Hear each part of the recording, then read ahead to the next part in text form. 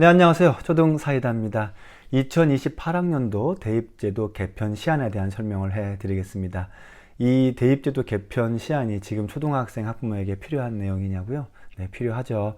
현재 중학교 2학년 학생부터 이 개편 예정된 대입제도에 따라 수능을 치르게 되거든요. 그러니까 지금 초등학생들도 특히 5, 6학년 학생들은 정말 특별한 변수가 없는 이상 이번에 개편될 방식으로 시험을 치르게 될 겁니다. 아직 확정은 아니에요. 지난 10월 10일 개편 시안이 발표되었고요. 12월에 확정 예정입니다. 교육부에서 앞으로 이렇게 전개될 것이다 라는 개편 시안 보도 자료가 발표되었거든요. 그 기준에서 거의 결정이 되리라고 보고 있어요. 대입 제도가 너무 자주 바뀌고 이제 복잡하죠. 그러니까 학부모님들이 자꾸 혼란만 오고 결국 학원에 가서 더 의존하게 되는 게 아닌가 싶어요. 그래서 지금 초등사이다에서 알기 쉽게 설명을 드리려고 합니다. 아마 많은 초등 학부모님들이 지금 개편이 예정된 이런 입시 방식이 우리 아이에게 적용된다는 것도 모르고 계실 거예요. 하지만 몇몇 학부모님들은 이 예정된 개편 시안을 가지고 앞으로 어느 중학교에 보내는 것이 좋을지, 추후 고등학교는 어떤 곳에 지원하게 해야 할지를 계산하고 계실 겁니다. 자, 그러면 천천히 28학년도 대입제도 개편 시안에 대한 설명해 드리겠습니다. 우선 뭐가 바뀌는 걸까요? 네, 먼저 수능부터 말씀드릴게요. 앞으로는요, 선택 과목 없이 통합형으로 시험을 보게 될 것으로 보여요. 예를 들어서 현재는 공통국어가 있고요. 공통국어는 모두 똑같이 시험을 봐요. 그런데 화법과 작문, 언어와 매체라는 국어 과목은 둘 중 하나를 선택해서 봤어요. 수학도 공통 수학 이외에 쇠 과목 중 하나를 선택해서 봤고요. 사회는 9과목 중 최대 2개를, 과학은 8과목 중 최대 2개 이렇게 선택을 해서 봤어요. 쉽게 표현해서 지금까지는 과목별로 공통으로 치러지는 것이 있고 선택해야 하는 분야가 있었는데 앞으로는 국어, 수학, 사회과학 탐구, 직업 탐구 영역은 모두 통합형으로 보는 거죠. 자, 그럼 왜 이걸 선택형에서 통합형으로 바꾼 걸까? 큰 목적은 문이과 구분을 없애고 통합형, 융합형 교육을 추진하겠다는 데 있고요. 그간 어떤 과목을 선택하느냐에 따라 점수 편차가 크게 나서 자신의 적성에 상관없이 대입에 유리한 과목으로 선택이 쏠림 현상이 일어났거든요. 이제 그걸 막고자 하는 게 가장 큰 이유였지 않나 싶습니다. 수능은 선택 과목 없이 통합형으로 본다. 자, 그럼 학교 내신은 이제 어떤 변화가 있을까요? 일단 내신은 지금까지는 이제 기존 9등급 체계를 유지하고 있죠. 이 9등급 체계를 5등급으로 바꾸겠다는 시안을 내놓았어요. 이렇게 되면 기존에는 상위 4% 학생들이 이제 1등급을 받았던 반면 개편 시안대로 된다면 상위 10%까지 이제 1등급을 받게 됩니다.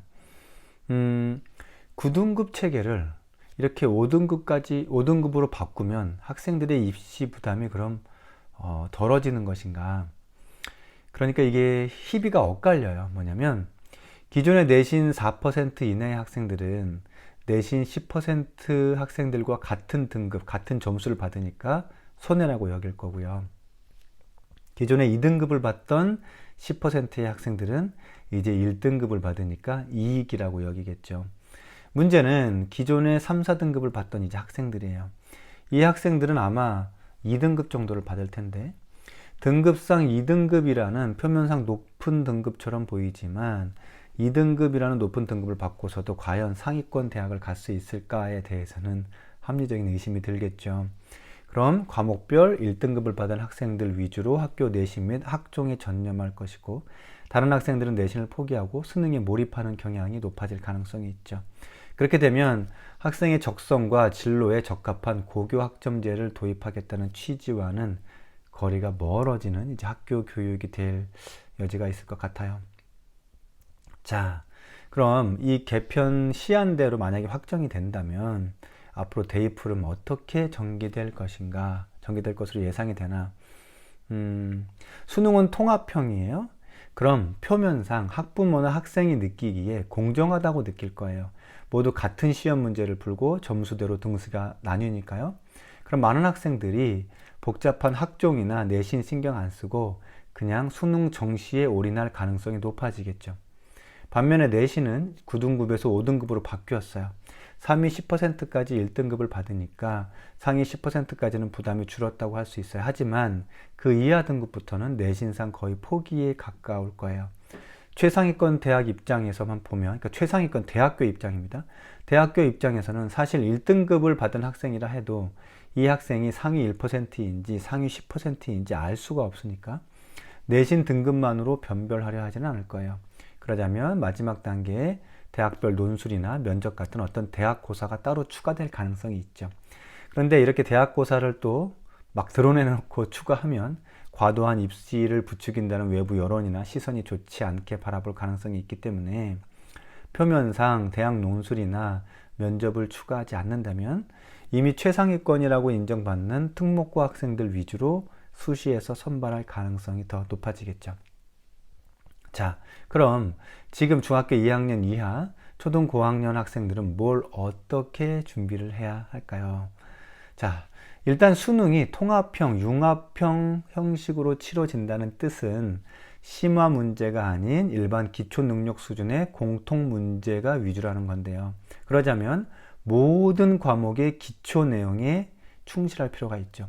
예를 들어 고등국어 공통, 수학 공통 이런 내용들이 사실은 중학교 과정을 충실히 배우면 소화할 수 있는 내용이거든요. 즉 초등학교 고학년 내용과 중학교 시기 어떤 기초 수학, 기초 국어, 기초 사회 과학을 충분히 닦아 놓으면 고등학교에서 수능 준비에 충분한 시간을 벌 수 있겠죠.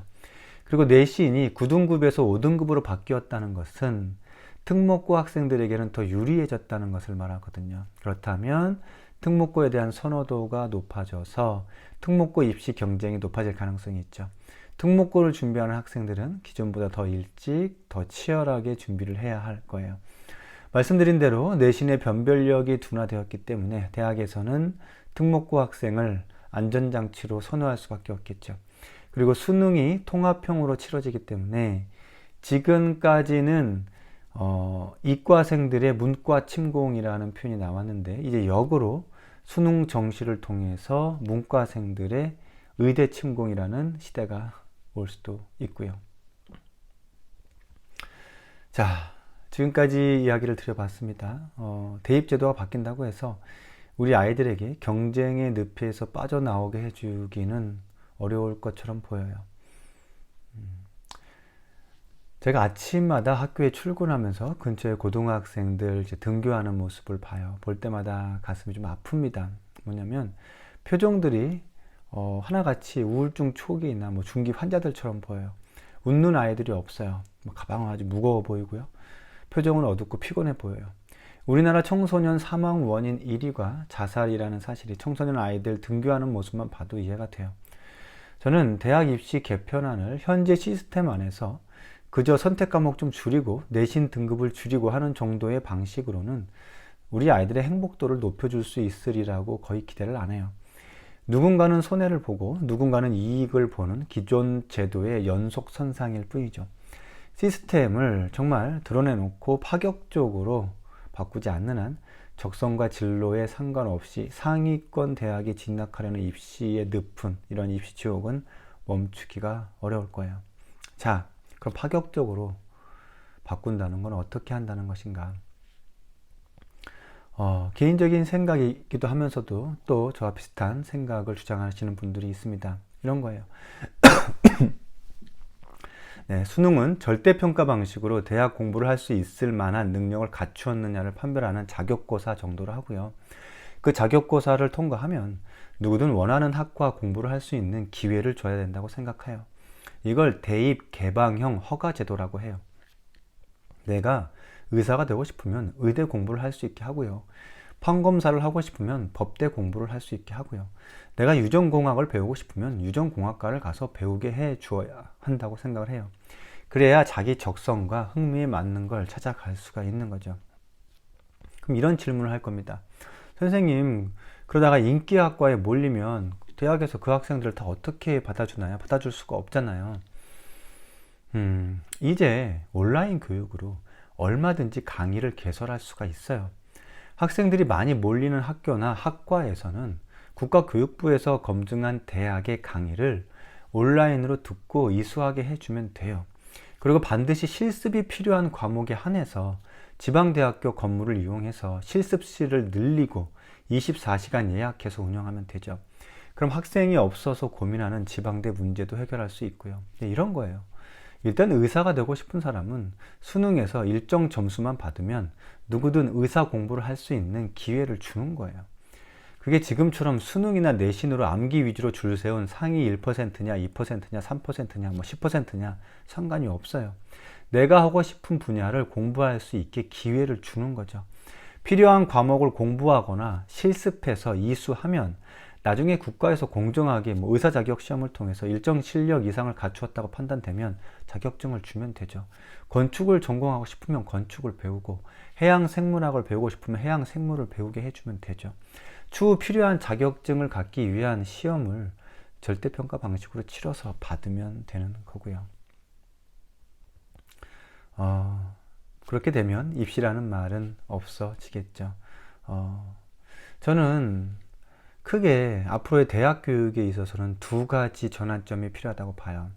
방금 앞서 말씀드린 대로 고등학교만 졸업하고 수능에서 일정 수준만 갖추면 모든 대학, 어떤 학과든 입학을 허가하는 개방형 허가제도 도입. 그래야 수능에서 창의력이 요구되는 서술형 및 논술형을 도입할 수가 있어요. 그리고 두 번째로 대학 교육을 배우고 싶은 사람에게는 대학 학비를 면제해 주는 것. 엉뚱한 데 세금 쓰지 말고 우리 아이들 입시 경쟁에서 자유롭게 해주고 본인이 배우고 싶은 것 마음껏 배우게 해주는데 우리들의 세금이 쓰여질 수 있기를 바랍니다. 기에 대해 적어도 학부모라면 상당 부분 공감하리라 생각이 돼요. 우리 아이들이 입시가 아닌 자신의 적성과 흥미를 찾는 행복한 중고등학교 시기를 보냈으면 좋겠어요. 그러자면 대입에 대해서 개방형 허가 제도를 도입하고 준비해야 된다고 생각을 해요. 독일을 비롯한 OECD 가입국 절반 이상이 별도 선발 절차 없이 개방형 허가 제도를 이미 오래전부터 실시하고 있어요. 왜 우리는 안 된다고 생각을 할까요?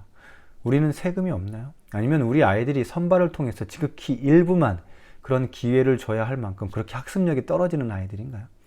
일단 배우고 싶은 걸 배우게 해주는 것부터가 공정한 출발이 된다고 생각합니다. 초등사회단은 초등학부모님들과 함께 했습니다. 함께 하겠습니다. 오늘도 내일도 뚜벅뚜벅 걸어가 보겠습니다. 행복한 하루 되세요.